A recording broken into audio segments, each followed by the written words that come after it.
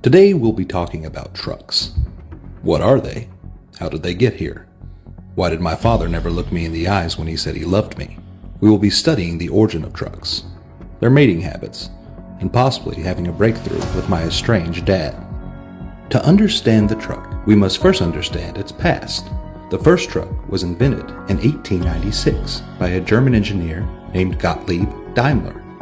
Known as Daimler Motor Lastwagen, it was designed to haul goods using a two-cylinder engine to produce 4 horsepower and a 3,300-pound payload capacity, which is still heavier than the weight I felt when my mother told me it was absolutely my fault Dad left. I see my parents sometimes, in my thoughts and in my dreams, and also because they live adjacent from my house while still managing to avoid me. As I stood alone, a 3-year-old man going on 4, I realized the only person who could help me get past my absent father issues was me.